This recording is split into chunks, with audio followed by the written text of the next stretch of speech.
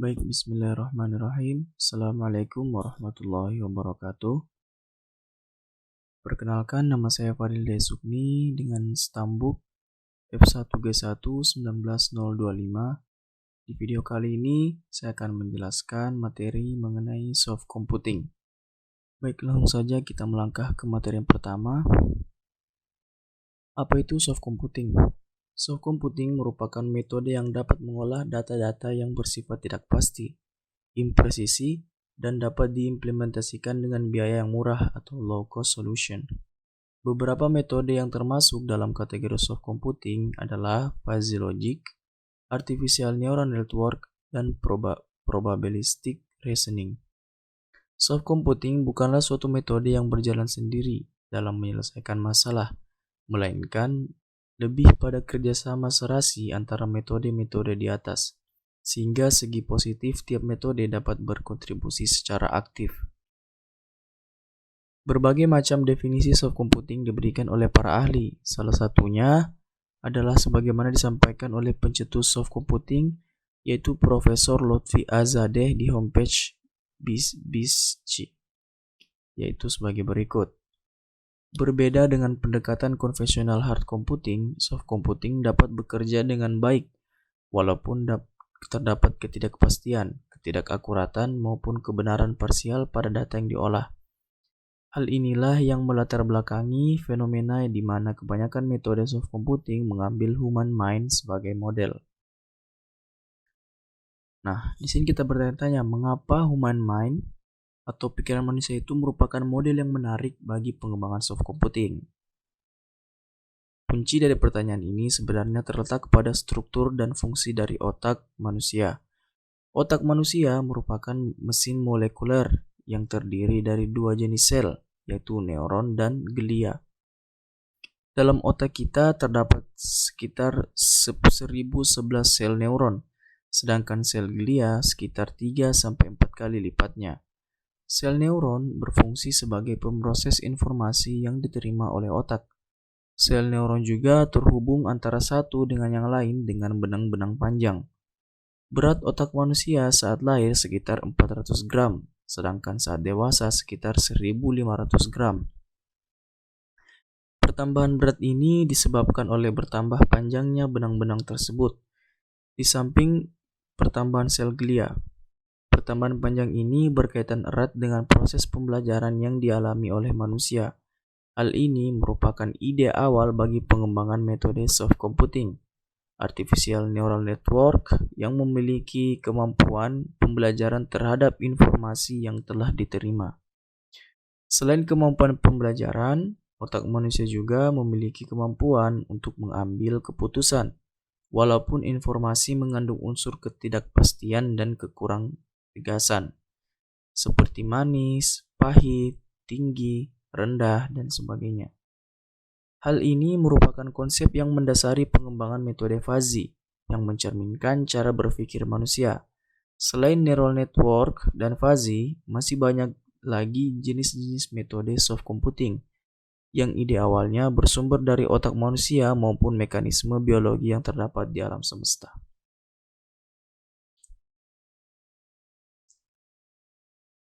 Kita mengacu pada definisi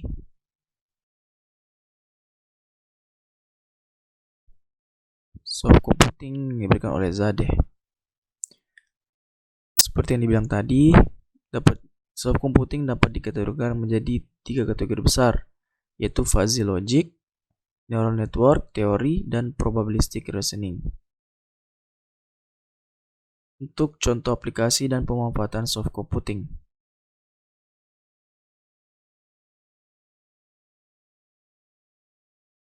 Misalnya yang pertama yaitu dalam produk game seperti game kartu, yang kedua di peralatan dapur, microwave atau rice cooker, ketiga pada peralatan rumah tangga yang paling banyak digunakan seperti mesin cuci, pemanas, kulkas, dan bahkan seperti air conditioner atau AC.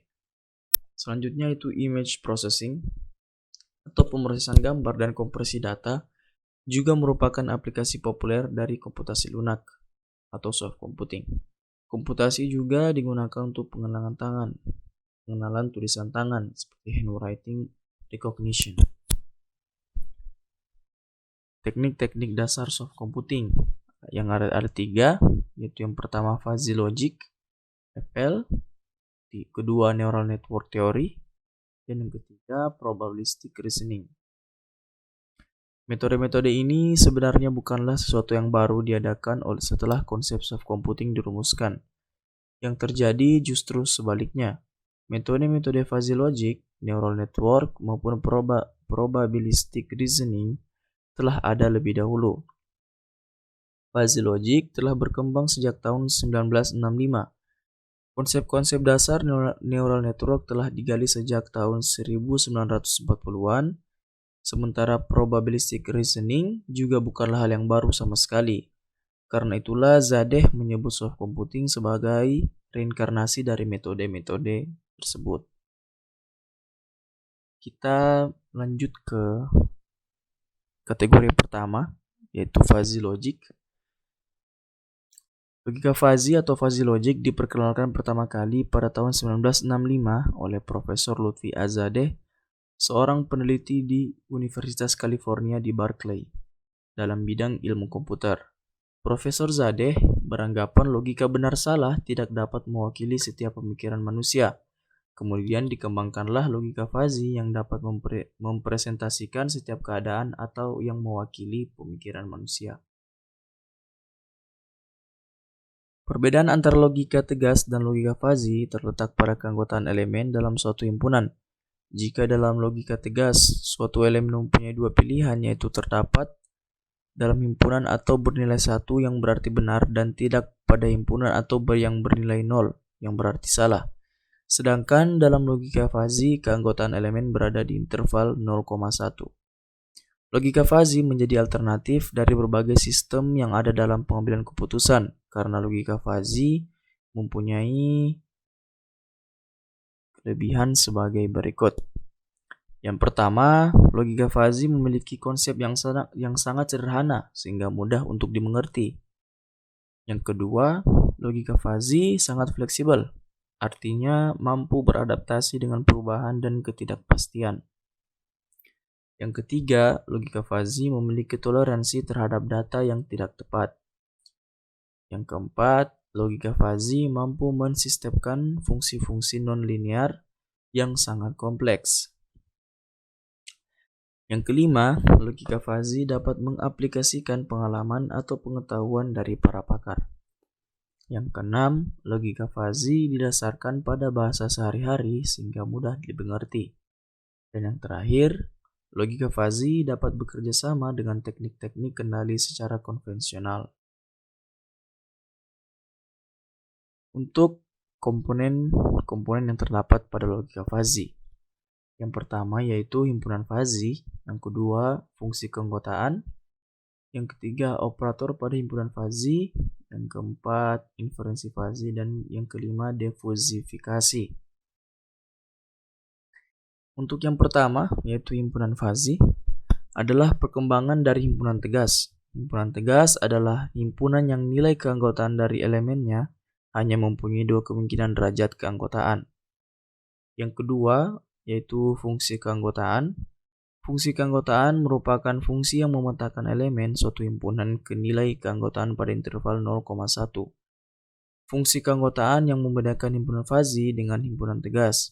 Fungsi keanggotaan dapat direpresentasikan dengan berbagai cara, namun yang paling umum dan banyak dipakai dalam sistem yang dibuat berdasarkan logika fuzzy adalah representasi secara analitik.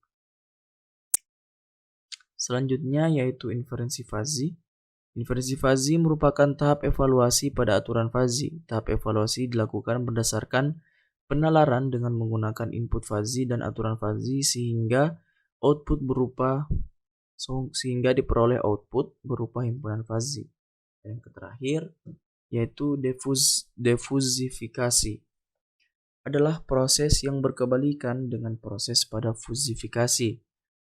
Wang 1997 mendefinisikan defusifikasi sebagai pemetaan dari himpunan fuzzy ke himpunan tegas. Himpunan fuzzy yang dimaksud di sini adalah hasil output yang diperoleh dari hasil inferensi. Pada proses difusifikasi ada 3 kriteria yang harus dipenuhi, yaitu masuk akal, perhitungannya sederhana, dan kontinu. Kita lanjut ke materi yang selanjutnya, yaitu neural network. Neural network merupakan kategori ilmu self computing. Neural network sebenarnya mengadopsi dari kemampuan otak manusia yang mampu memberikan stimulasi atau rangsangan, melakukan proses, dan memberikan output. Output diperoleh dari variasi stimulasi dan proses yang terjadi di dalam otak manusia. Kemampuan manusia dalam memproses informasi merupakan hasil kompleksitas proses di dalam otak. Misalnya yang terjadi pada anak-anak, mereka mampu belajar untuk melakukan pengenalan meskipun mereka tidak mengetahui algoritma apa yang digunakan. Kekuatan komputasi yang luar biasa dari otak manusia ini merupakan suatu keunggulan di dalam kajian ilmu pengetahuan.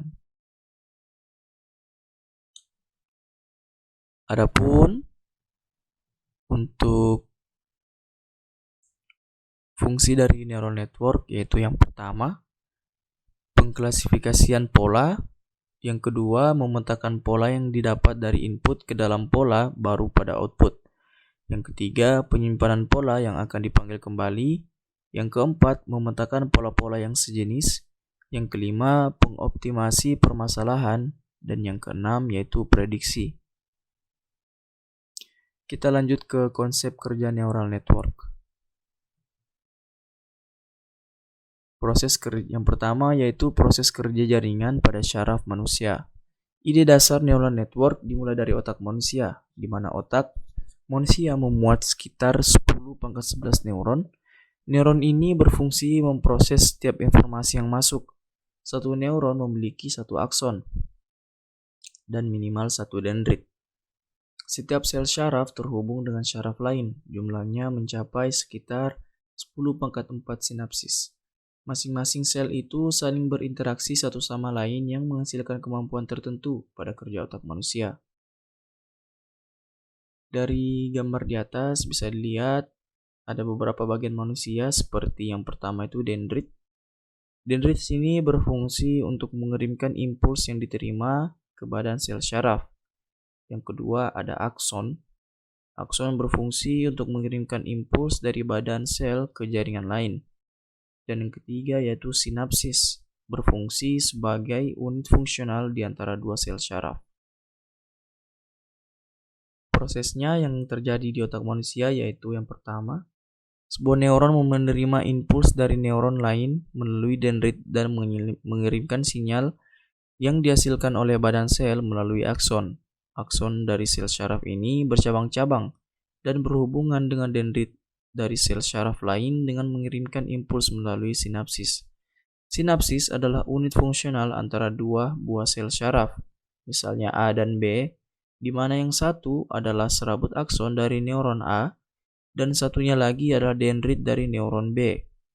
Kekuatan sinapsis bisa menurun atau meningkat tergantung seberapa besar tingkat propagasi atau penyiaran sinyal yang diterimanya. Impuls-impuls sinyal atau informasi akan diterima oleh neuron lain jika memenuhi batasan tertentu, yang sering disebut dengan nilai ambang atau threshold. Struktural neural network. Dari struktur neuron pada otak manusia dan proses kerja yang dijelaskan di atas, maka konsep dasar pembangunan neural network buatan atau artificial neural network terbentuk. Ide mendasar dari ANN ini adalah mengadopsi mekanisme berpikir sebuah sistem atau aplikasi yang menyerupai otak manusia, baik untuk pemrosesan berbagai sinyal elemen yang diterima, toleransi terhadap kesalahan atau error, dan juga parallel processing. Untuk proses yang pertama yaitu input. Input di sini berfungsi seperti dendrit. Yang kedua yaitu fungsi aktivasi, berfungsi seperti sinapsis, dan output yang berfungsi seperti akson. Neural network dibangun dari banyak node atau unit yang dihubungkan oleh link secara langsung. Link dari unit yang satu link dari unit yang satu ke unit yang lainnya digunakan untuk melakukan propagasi atau penyiaran aktivasi dari unit pertama ke unit selanjutnya. Setiap link memiliki bobot numerik. Bobot ini menentukan kekuatan serta penanda dari sebuah konektivitas. Proses pada artificial neural network dimulai dari input yang diterima oleh neuron beserta dengan nilai bobot dari tiap-tiap input yang ada. Setelah masuk ke dalam neuron, nilai input yang ada akan dijumlahkan oleh suatu fungsi perambatan atau summing function yang bisa dilihat pada gambar dengan lambang sigma. Hasil penjumlahan akan diproses oleh fungsi aktivasi setiap neuron. Di sini akan dibandingkan hasil penjumlahan dengan threshold atau nilai ambang tertentu. Jika nilai melebihi threshold, maka aktivasi neuron akan dibatalkan. Dan jika sebaliknya, jika nilainya masih di bawah nilai threshold, neuron akan diaktifkan. Setelah aktif, neuron akan mengirimkan nilai output melalui bobot-bobot outputnya ke semua neuron yang berhubungan dengannya. Proses ini akan terus berulang pada input-input selanjutnya. Artificial neural network terdiri dari banyak neuron di dalamnya. Neuron-neuron ini akan dikelompokkan ke dalam beberapa layer. Neuron yang terdapat pada tiap layer dihubungkan dengan neuron pada layer lainnya. Hal ini tentunya tidak berlaku pada layer input dan output, tapi hanya layer yang berada di antaranya, yaitu fungsi aktivasi. Informasi yang diterima di layer input dilanjutkan ke layer-layer dalam artificial neural network secara satu persatu hingga mencapai layer terakhir atau layer output. Layer yang terletak di antara input dan output disebut sebagai hidden layer. Namun, tidak semua artificial neural network memiliki hidden layer. Ada juga yang hanya terdapat layer input dan output saja. Untuk materi selanjutnya mengenai pemodelan jaringan pada artificial neural network. Untuk pemodelan jaringan yang pertama yaitu bernama single layer. Dalam ANN, neuron disusun dalam bentuk lapisan atau layer. Pembentukan ANN yang paling sederhana yaitu single layer. Cara kerja dari single layer tersebut yaitu yang pertama, input layer yang berasal dari sumber node diproyeksikan langsung ke output layer dari neuron atau node komputasi, tetapi tidak berlaku sebaliknya. Pemodelan ini merupakan jenis jaringan feed forward yang dapat dilihat pada gambar. Pada gambar tersebut, input dan output memiliki 4 node, namun yang dimaksud dengan single layer yaitu output dari jaringan, sedangkan inputnya tidak memiliki pengaruh karena pada saat melakukan input tidak terjadi proses komputasi.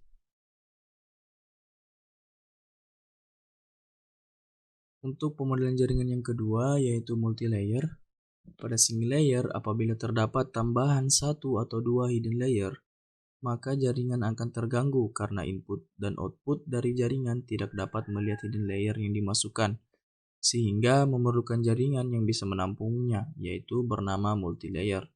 Cara kerja multi-layer adalah input layer menyuplai input vektor pada jaringan, kemudian input yang dimasukkan melakukan komputasi pada layer yang kedua. Lalu output dari layer yang kedua digunakan sebagai input layer yang ketiga dan seterusnya. Ilustrasinya, untuk ilustrasi jaringan multilayer dapat dilihat di gambar di samping.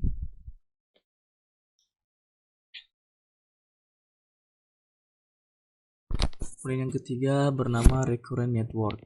Recurrent network terbentuk karena pada jaringan single layer dan multilayer harus memiliki feedback untuk dirinya sendiri pada setiap loop jaringannya. Pada recurrent network, jaringan tidak memerlukan feedback untuk dirinya sendiri, melainkan feedback dari input yang digunakan. Ilustrasi jaringan recurrent network dapat dilihat di gambar di samping. Selanjutnya yaitu rule knowledge representation pada artificial neural network. Yang pertama yaitu input yang mirip dari kelas yang mirip akan menghasilkan representasi yang mirip dalam jaringan dan diklasifikasikan pada kelas yang sama. Yang kedua, item yang akan dikategorikan dengan kelas yang terpisah harus diberi representasi yang berbeda dalam sebuah jaringan.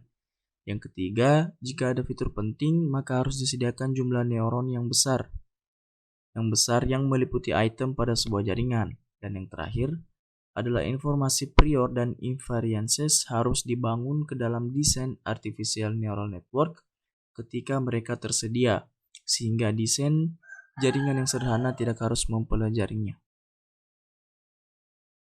Baik, mungkin itu saja yang dapat saya bawakan pada video kali ini. Lebih dan kurangnya saya mohon maaf. Wabillahi taufiq walhidayah. Wassalamualaikum warahmatullahi wabarakatuh.